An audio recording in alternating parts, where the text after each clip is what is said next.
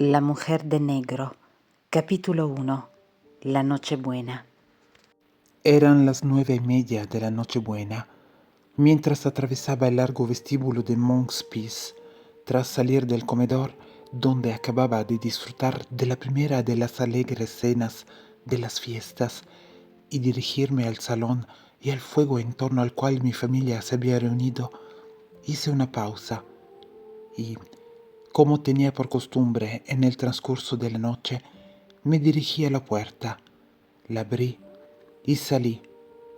Siempre me ha gustado aspirar una bocanada de aire nocturno para ver si está dulcemente perfumado por las flores del verano, intenso a causa de las hogueras, y el humus otoñal o gélido debido a la escarcha y la nieve.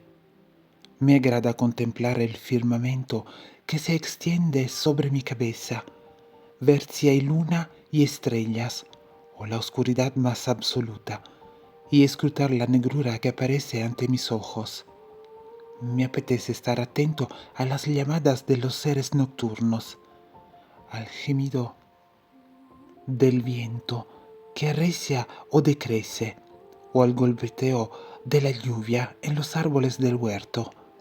Disfruto con las bocanadas de aire que escalan la colina desde los pastos llanos del valle del río. Esa noche percibí de inmediato y con el corazón alegre que el tiempo había cambiado. La semana anterior había llovido sin cesar. Había caído una lluvia fría y la niebla se posó sobre la casa y el paisaje.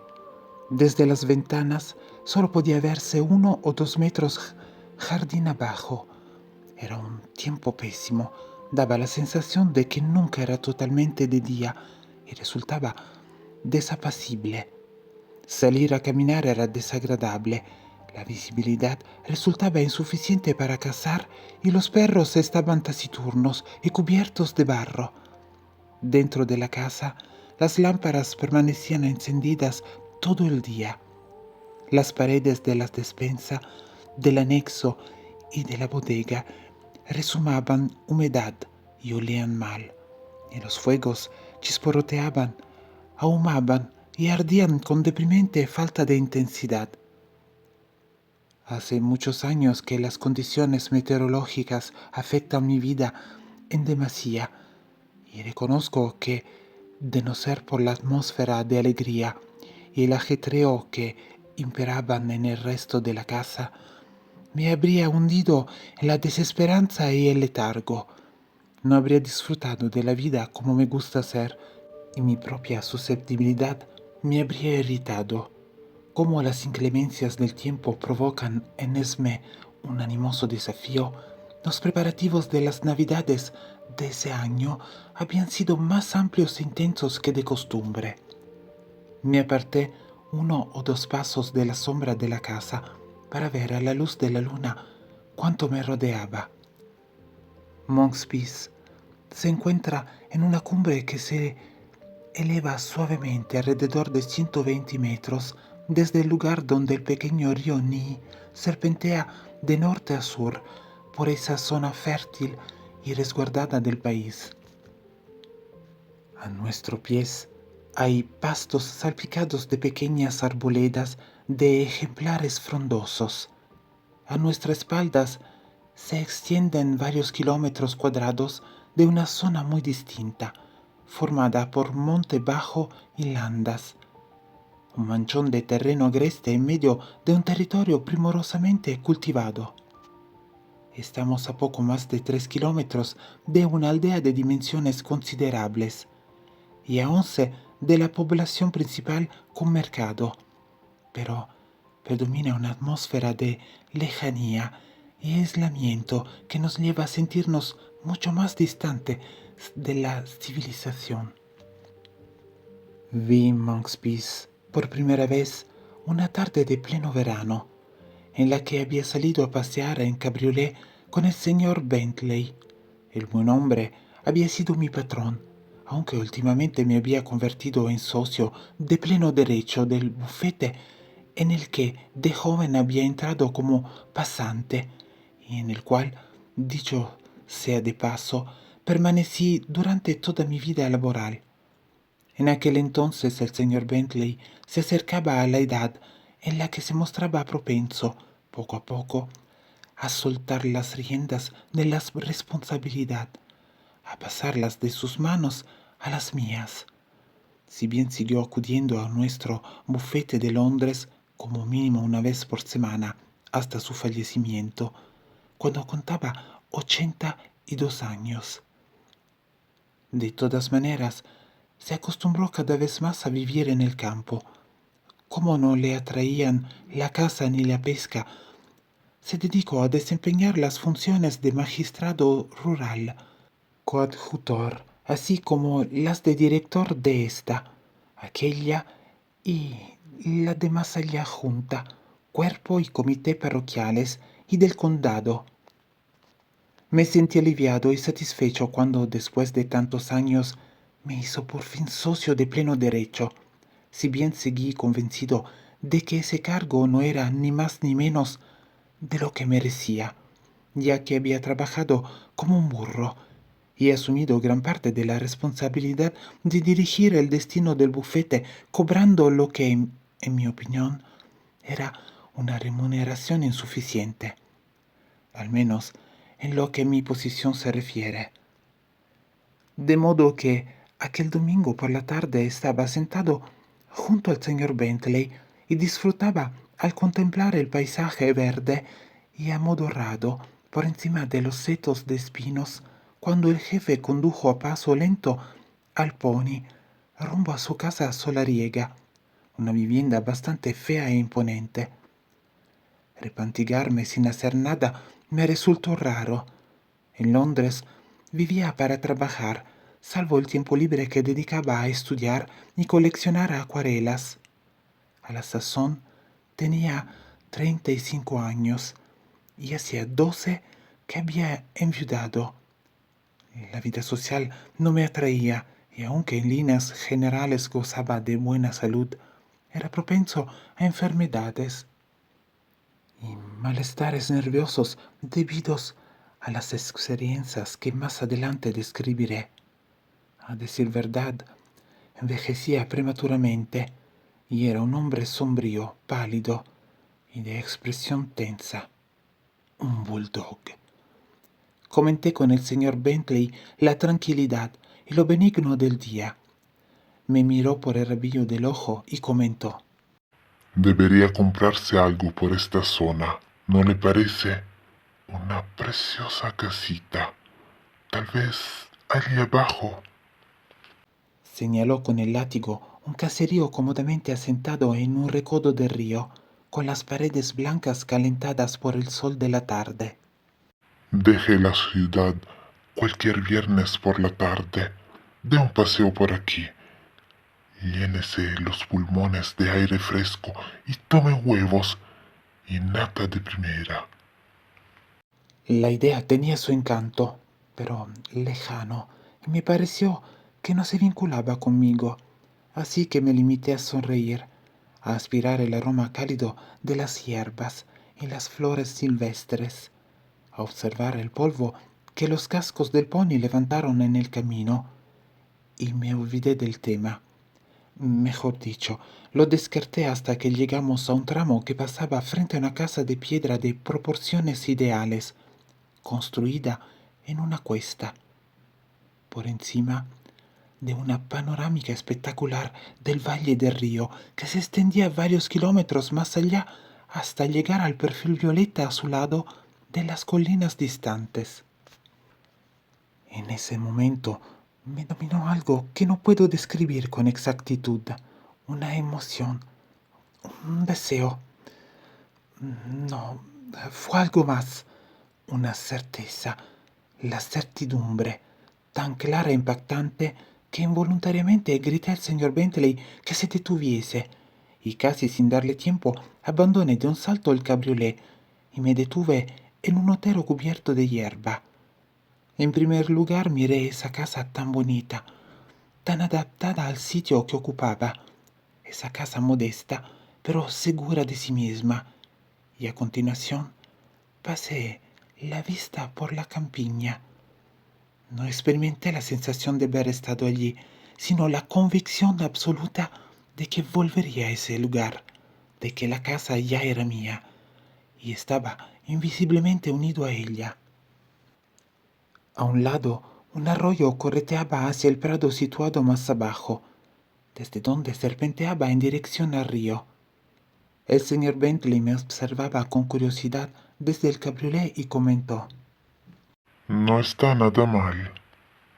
asentí, pero como no estaba en condiciones de transmitirle mis intensas emociones, le di la espalda y subí unos pocos metros hasta avistar la entrada del viejo huerto invadido de maleza que se extendía detrás de la casa y que se estrechaba hasta llegar al otro extremo, poblado de hierbas largas y espesura enmarañada. Más lejos pude ver el perímetro de un terreno abierto y agreste. Aún me dominaba la convicción que ya he descrito, y recuerdo que me alarmé, pues nunca he sido un hombre imaginativo ni fantasioso, y por supuesto no solía tener visiones del futuro. Por cierto, desde aquellas experiencias previas había evitado deliberadamente la contemplación de cualquier asunto inmaterial y me había aferrado a lo prosaico, lo visible y lo tangible. Sin embargo, no pude librarme de la creencia. No, tengo que ser más preciso, de la certeza absoluta de que esa casa se convertiría algún día en mi hogar y de que, tarde o temprano, no sabía cuándo, pasaría a ser su dueño.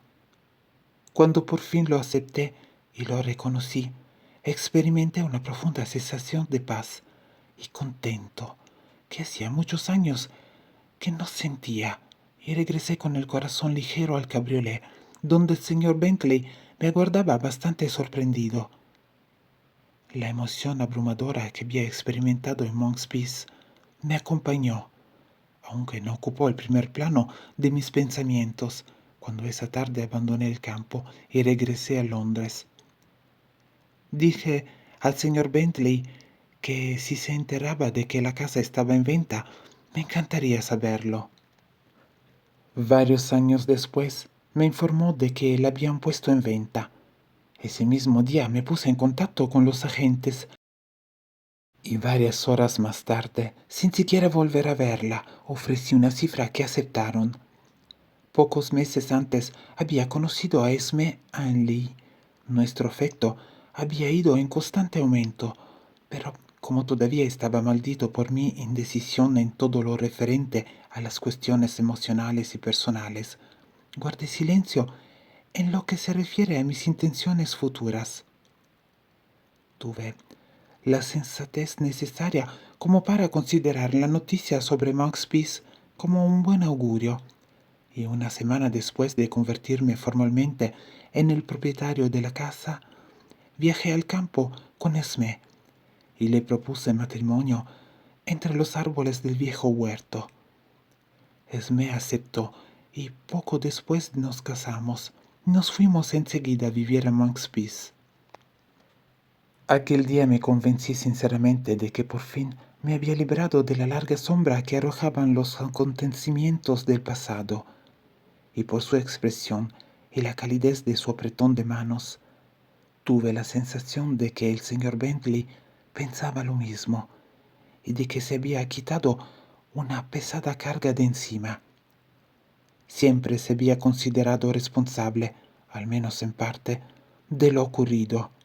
Al fin y al cabo, fue él quien me encomendó el primer viaje a Craig Gifford, a la casa de Hill Marsh y el funeral de la señora Dreblow.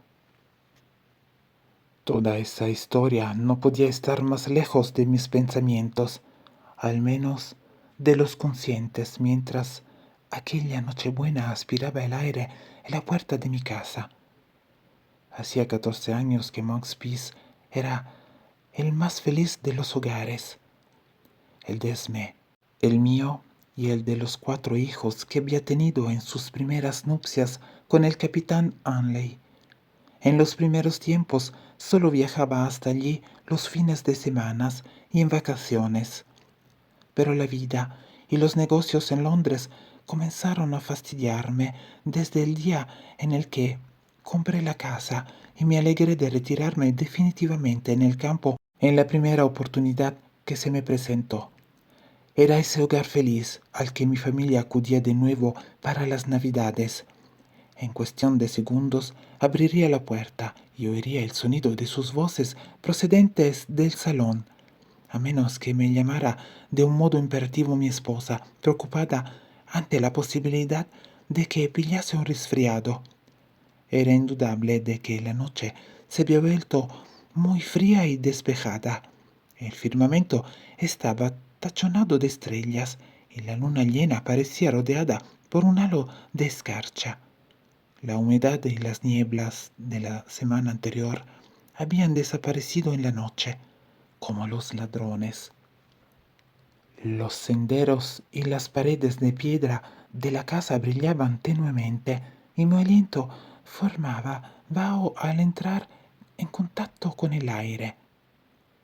Arriba en los dormitorios de la buhardilla dormían los 3 hijos pequeños de Isobel, los nietos de Esmé, con los calcetines colgados de los postes de las camas.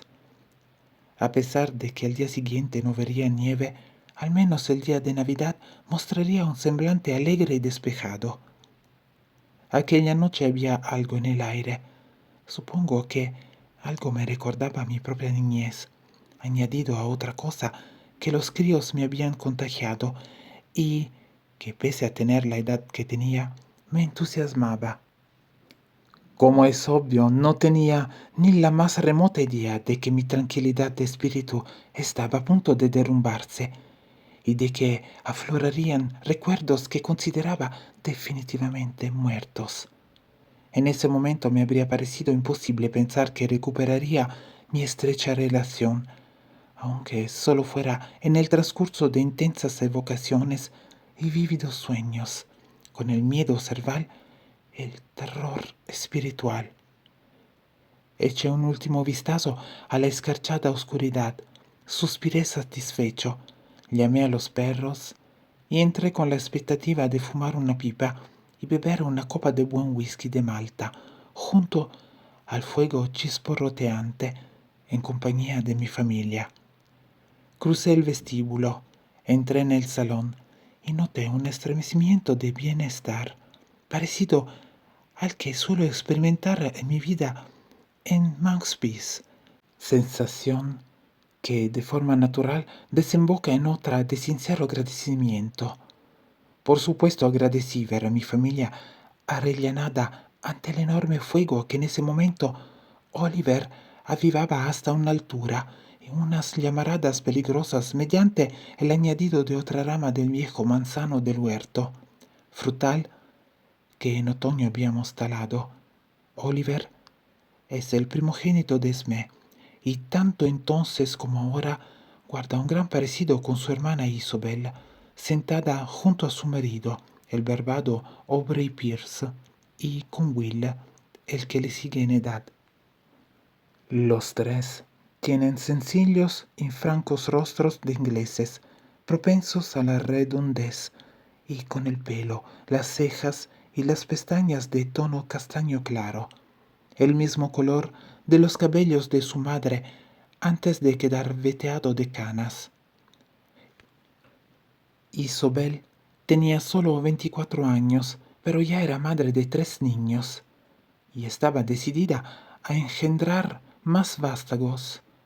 Presentaba el aspecto rollizo y asentado de las matronas y la propensión a hacer de madre y supervisar no solo a sus hijos, sino a su marido y sus hermanos.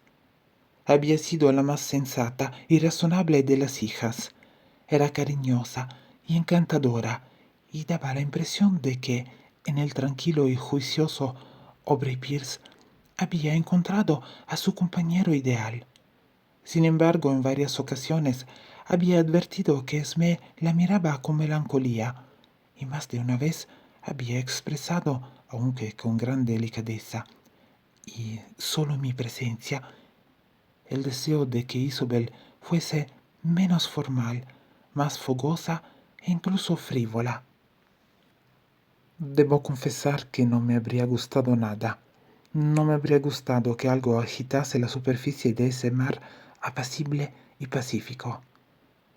Oliver Anley, de 19 años, y su hermano Will, 14 meses menor, eran en el fondo muchachos igualmente serios y moderados, pero de momento todavía disfrutaban de la exuberancia de los cachorros, y tuve la sensación de que Oliver no mostraba suficientes señales de madurez, pese a ser un joven que cursaba el primer año en Cambridge, y que, si seguía mis consejos, estaba destinado a hacer carrera como abogado.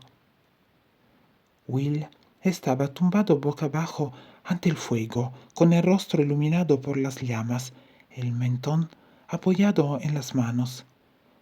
Oliver se había sentado cerca, y de vez en cuando sus piernas largas chocaban, se pateaban, empujaban y lanzaban estentóreas carcajadas como si volviesen a tener 10 años. Edmund, el Benjamín de los Stanley, permanecía a cierta distancia, apartado como de costumbre, alejado de los demás, aunque no lo hacía por animosidad ni por resentimiento, sino que, debido a su natural escrupuloso y reservado, le gustaba su intimidad, característica que siempre lo había distinguido del resto de la familia de Smith, del mismo modo que tampoco físicamente se parecía a los demás, pues tenía la piel clara, la nariz larga, el pelo de un negro extraordinario y los ojos azules. Edmund tenía 15 años. Era el que yo menos conocía, al que apenas entendía, y en cuya presencia me sentía incómodo, pero de manera incomprensible.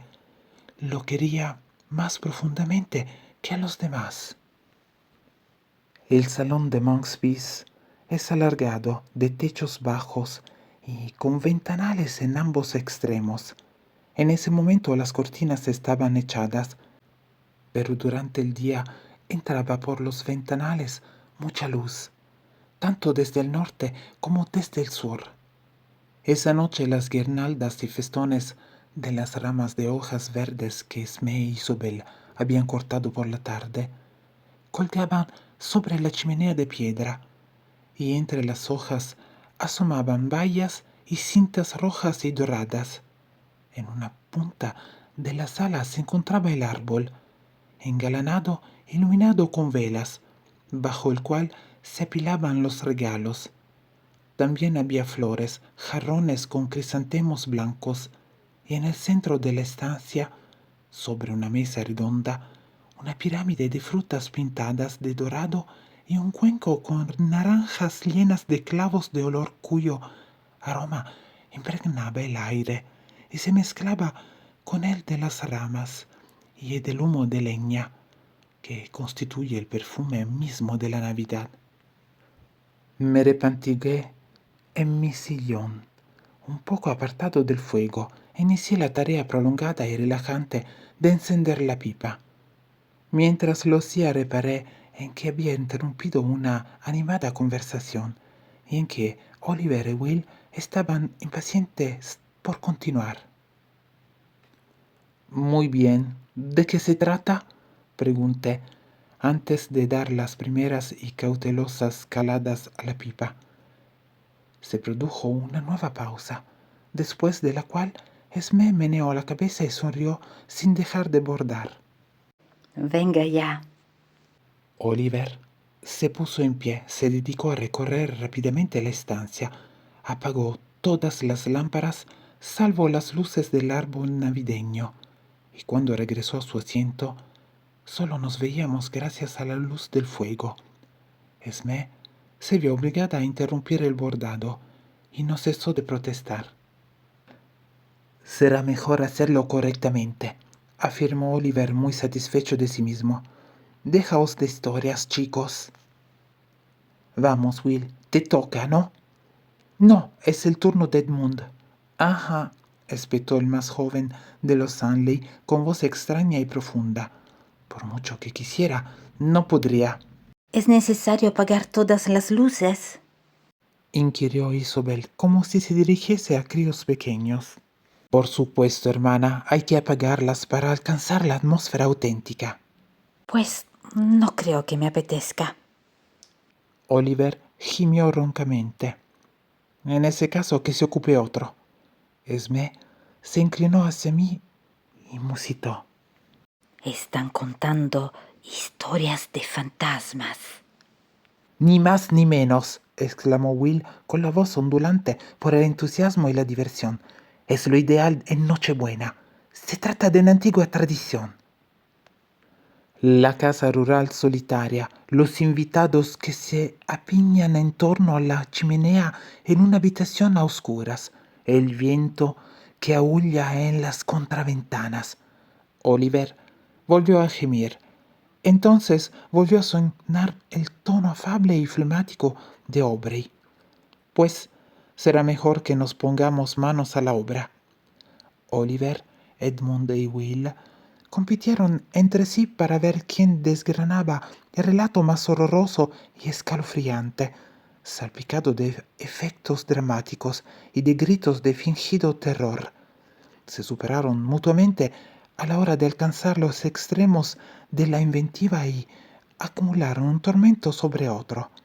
Describieron empapados muros de piedra de castillos deshabitados, ruinas de monasterios rodeados de hierba a la luz de la luna, habitaciones interiores cerradas a cal y canto, mazmorras secretas, osarios húmedos, cementerios cubiertos de maleza, pisadas chirriantes al subir la escalera, dedos que tamborileaban en las contraventanas, aullidos, chillidos, gemidos, correteos, cadenas que se arrastraban, monjes embosados, jinetes decapitados, brumas arremolinadas, vientos súbitos, espectros incorpóreos, criaturas cubiertas por sábanas, vampiros, sabuesos, murciélagos, ratas, araña, hombres hallados al amanecer, mujeres que en un abrir y cerrar de ojos encanecieron y se volvieron locas de remate, cadáveres desaparecidos y maldiciones dirigidas a los herederos. Los relatos se volvieron cada vez más estrafalarios, desaforados y absurdos, y poco después los jadeos y los gritos se trocaron en ataques de risa ahogada a medida que, de uno en uno, e incluida la delicada Isobel, incorporaron más detalles terroríficos. Al principio me divertí y me mostró complaciente, pero mientras permanecía sentado y escuchaba la luz del fuego, me sentí al margen de los demás, como una persona ajena a ese círculo. Intenté contener mi creciente desasosiego y frenar el desbordamiento de la memoria. Se trataba de un pasatiempo, de un juego divertido e inofensivo en el que los jóvenes participan durante las festividades. Y como Will había sostenido atinadamente, también era una antigua tradición. No había nada que me atormentara ni me perturbase, nada con lo que pudiera estar en desacuerdo. No me apetecía parecer un aguafiestas viejo, vulgar y falto de imaginación. Aspiraba a participar en lo que era ni más ni menos que una buena diversión. Libré una encarnizada batalla en mi fuero íntimo, con la cabeza apartada de la luz del fuego, para que, aunque solo fuera por casualidad, nadie viese mi expresión, que empezaba a manifestar indicios de turbación. Como acompañamiento del último aullido de hada maligna que Edmund dejó escapar, de repente se desplomó el leño que había ardido vivamente, y tras desencadenar una ligera lluvia de chispas y cenizas, perdió viveza, por lo que quedamos casi a oscuras. Luego se hizo el silencio. Me estremecí. Me habría gustado levantarme para encender todas las luces, ver el brillo, los destellos y el colorido de los adornos navideños, avivar el fuego para que ardiese alegremente. Habría querido desterrar por completo el frío que se había apoderado de mí, así como la sensación de miedo que embargó mi pecho. Lo cierto es que no pude moverme. Quedé paralizado.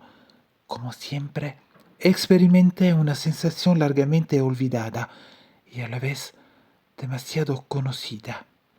Adelante, padrastro, te toca, intervino Edmund. Los demás se sumaron. Su insistencia rompió el silencio y hasta Esme me pidió que participara. No, nada de eso. Intenté adoptar un tono jocoso. No tengo nada que contar. Déjate de tonterías, Arthur. Padrastro, estoy seguro de que como mínimo conoces una historia de fantasmas. Todo el mundo sabe alguna. Sí, claro, desde luego. Mientras escuchaba sus inventos macabros y espeluznantes, sus aullidos y sus gemidos, en mi mente solo había un pensamiento, y lo único que habría podido decir es lo siguiente. Pues no, claro que no. No tenéis ni la más remota idea. Todo esto son tonterías, pura fantasía, no tiene nada que ver. No existe nada tan escalofriante, raro y tosco. Nada tan risible. La verdad es radicalmente distinta y al mismo tiempo incluso más terrible. Vamos, padrastro. No seas aguafiestas. Arthur, te estamos esperando. Cumple con tu parte, padrastro. ¿Acaso piensas dejarnos en la estacada? Como ya no pude soportar más, me puse de pie y respondí. Lamento decepcionaros, pero no tengo nada que contar. Abandoné rápidamente el salón y, a renglón seguido, también la casa. Un cuarto de hora después recobré la sensatez y con el corazón acelerado y la respiración entrecortada me encontré entre los matorrales que se extendían más allá del huerto. Había caminado presa de la agitación y como comprendí que debía hacer un esfuerzo por serenarme, y me senté en una vieja piedra cubierta de musgo, y respiré deliberada y uniformemente, contando hasta 10, tanto al aspirar como al expirar, hasta que noté que la tensión se relajaba. Mi pulso se hacía más regular y me despejaba. Poco después volví a reparar en mi entorno, advertí la intensidad del firmamento, el brillo de las estrellas, la frialdad del aire y la rigidez de la hierba cubierta de escarcha que mis pies pisaban. Me di cuenta de que en la casa, a mis espaldas, la familia debía de estar sumida en un estado de consternación y desconcierto, pues sabía que normalmente yo era un hombre ecuánime y de emociones previsibles. A toda la familia le costaría entender por qué, con el relato de un puñado de absurdas historias, habían provocado mi evidente desaprobación y desencadenado un comportamiento tan brusco. No tardaría en regresar a su lado, rectificar, restar importancia al incidente e intentar recuperar el espíritu festivo. Lo que me resultaría imposible sería dar una explicación. No me mostraría alegre y sereno, aunque solo fuese por el amor que sentía por mi esposa. Pero eso sería todo.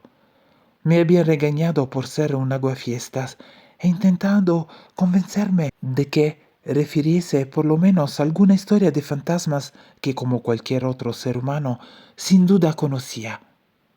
Tenía razón, pues sí, yo tenía una historia que contar, una historia verdadera, un relato de aparecidos, del mal, del miedo, de la confusión, del horror y de la tragedia. Sin embargo, no se trataba de un relato que desgranar en torno al fuego de la chimenea como entretenimiento en Nochebuena. En el fondo de mi corazón, siempre había sabido que esa experiencia jamás me abandonaría, que ahora estaba entretejida con las fibras mismas de mi ser y que formaba parte inseparable de mi pasado. aunque había albergado la esperanza de no tener que recordarla nunca más consciente y plenamente. Al igual que las viejas heridas, de vez en cuando provocaba una ligera punzada, pero cada vez con menor frecuencia, menos dolorosa a medida que los años transcurrían, y mi felicidad, cordura y equilibrio no corrían ningún peligro. En los últimos tiempos había sido como la onda más externa de un estanque, ni más ni menos que el débil recuerdo de un recuerdo. En Nochebuena, aquel recuerdo volvió a embargar mi mente, expulsando todo lo demás. Supe que no me daría reposo, que permanecería insomne y bañado en sudor, y repasaría aquella época, aquellos acontecimientos, aquellos lugares. Así había sido noche tras noche durante años. Me incorporé y volví a caminar. Al día siguiente era Navidad. No podía estar libre de ese recuerdo al menos durante esa bendita jornada. No había manera de mantener transitoriamente a raya tanto el recuerdo como los afectos que ejercía sobre mí de la misma forma que un analgésico o un bálsamo calman el dolor de una herida. De pie entre los troncos de los frutales que la luz de la luna teñía de un gris argentino, recordé que la forma de desterrar a un viejo fantasma que sigue apareciendo consiste en exorcizarlo. En ese caso había que exorcizar al mío. Debía relatar mi historia, pero no en voz alta y a la vera de la chimenea, ni para entretener a oyentes que disponen de un rato de ocio, pues era demasiado solemne y real para hacerlo de ese modo. Debía consignarlo por escrito, con sumo esmero y con todo lujo de detalles. Escribiría mi propia historia del fantasma. Tal vez así me liberaría de él durante los años de vida que me quedasen por disfrutar. Tomé la decisión de que al menos mientras estuviese vivo, sería un relato que únicamente verían mis ojos. Era a mí a quien se le había parecido y quien había sufrido. Ciertamente no había sido el único, si bien supuse que era el único que seguía vivo. Era yo quien, a juzgar por la agitación que había padecido esa noche, estaba aún profundamente afectado. Solo por mí había que conjurar a ese fantasma. Contemplé la luna y la estrella polar que brillaba con intensidad. Era Nochebuena. A continuación, recé, pronuncié una oración sencilla y sentida para alcanzar la paz del espíritu, para tener la fuerza y constancia necesaria a fin de resistir mientras llevaba a cabo la que sería la más atormentadora de las tareas. Y también oré para que mi familia se llenase de bendiciones y para que esa noche todos tuviéramos un sereno reposo. A pesar de que ya había recuperado el dominio de mis emociones, temía las horas de oscuridad que me aguardaban. Como respuesta a mi plegaria, recordé enseguida fragmentos de un poema, fragmentos que antaño había sabido y que hacía mucho que había olvidado. Después se los recité a Esmé, que no tardó en identificar la fuente. Algunos dicen que cuando se acerca el tiempo en el que se celebra el nacimiento de nuestro Redentor, ese pájaro matutino canta toda la noche y que entonces ningún espíritu se atreve a salir de su morada. Las noches son saludables, ningún planeta influye siniestramente, ningún maleficio produce efecto, ni las hechiceras tienen poder para sus encantos. Tan sagrados y tan felices son aquellos días. Al recitar esas líneas, una gran paz se apoderó de mí. Recuperé el aplomo y me reafirmé en mi decisión. Después de las festividades, cuando la familia se marchara y Esmé y yo quedásemos a solas, empezaría a escribir esa historia. Cuando regresé a la casa, Isabella y Aubrey habían subido a compartir las delicias de poner calcetines llenos a reventar de regalos para sus hijos.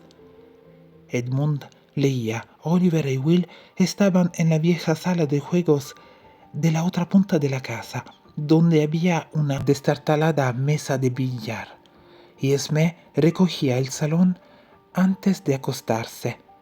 En lo que se refiere al incidente de esa noche, Esme no dijo nada, si bien su expresión era de preocupación, y me vi obligado a inventarme un ataque agudo de indigestión para explicar mi brusca actitud. Me ocupé del fuego, apagué las llamas y vacié la pipa a un costado del hogar. Volví a sentirme tranquilo y sereno, y dejé de estar angustiado por los terrores solitarios que tal vez tendría que soportar, ya fuese dormido o despierto, a lo largo de esa madrugada. Al día siguiente era Navidad, y lo aguardé con impaciencia y entusiasmo. Sería una jornada de gozo y diversiones familiares, amor, amistad, juergas y risas. Cuando terminara, me quedaría un trabajo por hacer.